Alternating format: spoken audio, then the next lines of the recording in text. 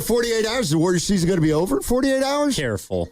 I have no idea. There's problems early. That's Raymond Ritter. He's telling you got to lay off early. Okay.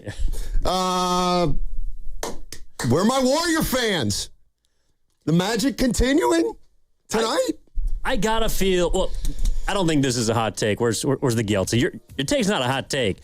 But I do feel like there's a lot more confidence going into this game than there was against the Clippers. You think that's fair? Yeah, I do think it's fair. Like, I think a lot of people are feeling like they got this game against Phoenix. And we can discuss why over the course of 4 hours, but I don't know why. Maybe it's because we hadn't seen what they looked like together, because, we weren't sure what, Porzingis or Horford were going to do. And I just think the Clippers game was such a great basketball game. They were down double digits. It felt like 4 or 5 times. They make the final push. They make the big plays in crunch time. And that, to me, is where we were talking about in the crossover, where Pedigree really shows up. Like, if this game is in the balance tonight, Steiny, I do trust the Warriors to be able to finish it out. It doesn't mean that Phoenix has to blow out Golden State, but to me, if the Warriors have the ball and, it's a tie game, 2 minutes left, I do give them the advantage in crunch time just because they got the baddest man on planet Earth, and that's Steph Curry. Yep, they do. And if I got to be honest with you, if I haven't or didn't watch the Warriors as much as I did, I'd feel really good about Phoenix tonight. Because we were just talking yesterday after the show, and I get it that, nothing matters until the game's played, but I just look at, okay, you got Phoenix. They haven't played since Tuesday. They're younger. Over the course of the season, they've been a better team than the Warriors. Their 3 guys have played together more than the Warrior 3 guys. And I feel like they understand the challenge that the Warriors are going to give them. And they're playing at home. I think all those advantages kind of lean toward the Suns, but it's not enough. It's not enough to make me put a bet down on the Suns tonight. I could just, I could see the Suns winning the game, and I could see the Warriors doing what they do to beat the Suns. I think the challenges for both teams are really interesting because with Phoenix, the question is, do they have it in them, right? Does Devin Booker have enough firepower around him? Is Jalen Green going to put the Houston Rockets series last year behind him? Is someone like Dillon Brooks going to emerge as a player who hurt the Warriors last year, who has hurt the Warriors literally and figuratively in previous postseason series? So the question for Phoenix to me, Steiny, is do they have enough within them as far as winning is concerned? And for the Warriors, the question is, do they have enough left in the tank? Is the fatigue so much so from Wednesday night? Did they burn themselves out? And are they going to get burnt out against the Phoenix Suns? So I think it's 2 different questions that I have for both teams. For the Suns, to me, it's more about basketball and execution. And for the Warriors, it's just simply, is age going to set in? And it's really the question that we've been asking about them all season is, can you get healthy at the right time? Can you stay healthy enough? And I think that there's both, I don't want to say red flags, but things that are on my radar for both teams that make me, if I was going to place a bet, I don't think I could. Or if you force me to, I'm not sure which way I would lean, just because the challenges for both teams are so interesting. Yeah, and a couple guys we need to find out about, and I think they're important to both teams. Kristaps Porzingis listed as questionable tonight. And I guess Grayson Allen, too, of the Suns, will be like a game-time decision. He didn't play on Tuesday. And, look, when you play the Warriors, you need as many competent players as you can, guys that are trustworthy. I think Grayson Allen's trustworthy. So if he doesn't play tonight for the Suns, I think that's a nice advantage for the Golden State Warriors. 888-957-9570 is the number. If I asked you for a wild card tonight, or what you're looking for, or what you hope to see early that'll give you confidence over the course of a game, how would you guys answer that at 888-957-9570? I feel like there's an obvious X factor tonight, and it's Jalen Green, because he's such a volatile type of player. It feels like he's feast or famine, and we saw him last year against the Warriors. and what was it, Game 6 where he was terrific. But by and large, he did not have a great series. So, he's capable of being a guy who hurts you, but he's also the guy who might go 5 for 18, and he gives you a window into a win.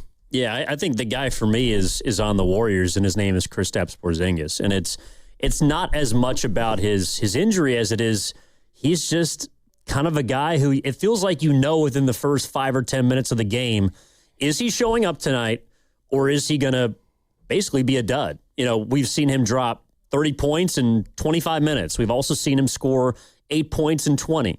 And defensively, I'm not as worried about him, though I think his ankle might prohibit him from playing against, this sort of faster Suns group. But to me, if he's shooting it the way he did on Wednesday, the Warriors are going to have a good night. And I just feel like Kristaps Porzingis is the guy who swings it for me because he can be the second best scorer or second top scorer on your team behind Curry. He's a guy who can wreck a basketball game. And I thought that against the Clippers, it was more of a collective effort, obviously with Curry leading the charge.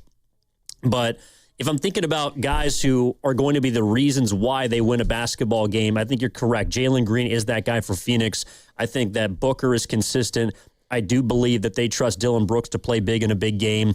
We saw Curry and Draymond do it on opposite ends of the floor. But can Porzingis put together back-to-back good games? That's something we have not seen him do yet, at least against quality competition.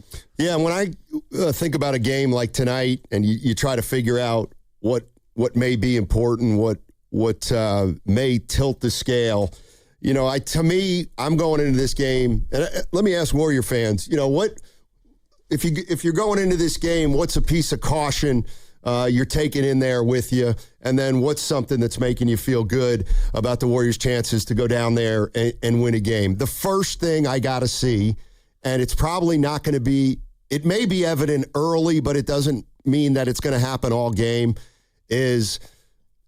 I did feel like the Warriors put out a lot of effort on Wednesday, particularly their older players. And to me, the biggest question tonight is, can they play as active and as energetic of a game as they did on Wednesday? Can they do it again? It's really that simple. They got to play with a lot of energy, and we have to see if they have that energy or not. Well, and also, too, is something that really caught my eye was just how excited and happy, and it sounded like almost fulfilled they were after the game, right? Kerr's talking about it like it's a championship. Draymond is giving Kawhi Leonard props for giving him props. It was almost like they had won the game that was going to get them to the playoffs, not the game that got them to the game to eventually earn a first-round series. So I wonder how much the Warriors mentally, and I do believe that there's any team that could flip a switch, it is Golden State because they have so many players that have played in big games. You got 8 combined rings between Curry and Draymond. You got a total of 2 between Porzingis and Horford. You have guys that have been there and done that and have been able to turn the page. But for a guy like Guy Santos, who just played an emotional night, a guy like Brandon Pajemski, who was in the trenches with you last year, but played a very emotional game. Melton as well, guys that haven't been deep into postseasons and know what it is required of you to sort of turn the page quickly. Those are the guys that I'm looking for tonight, because at the end of the day, Steiny, if you don't get contributions from Santos, from Pods, from Melton, you don't win that game against the Clippers. They need to be just as good as they were on Wednesday as they are tonight, I think, if they're going to take down Phoenix. What's worrying you, Warriors fans, and what's making you feel confident? To me, just stay in touch early, and I'm kind of I don't see a blowout, obviously, either way tonight, but I do think if the game is tight, it does favor the Warriors. The one thing that I don't underestimate, though, are the 3 best players on Houston, and that's Devin Booker. Phoenix, yeah. What'd I say, Denver? I'm sorry. Phoenix. It's Devin Booker. It's Jalen Green. And it's Dillon Brooks. And I feel like those 3 guys, if they are conscientious NBA players, they want to win tonight. They want to absolutely win tonight. There's no way Devin Booker, at whatever he is, 29, 30, 31, kind of in his prime, wants to get eliminated by these same old Warrior players. Dillon Brooks, there's no way. After last year, he wants to win this game tonight. And Jalen Green, I would like to think, wants to exercise some demons from last year's playoff series when the Warriors played Houston. So, I think they're going to get, I'm talking about the Warriors, I think they're going to get a real terrific effort tonight by Phoenix.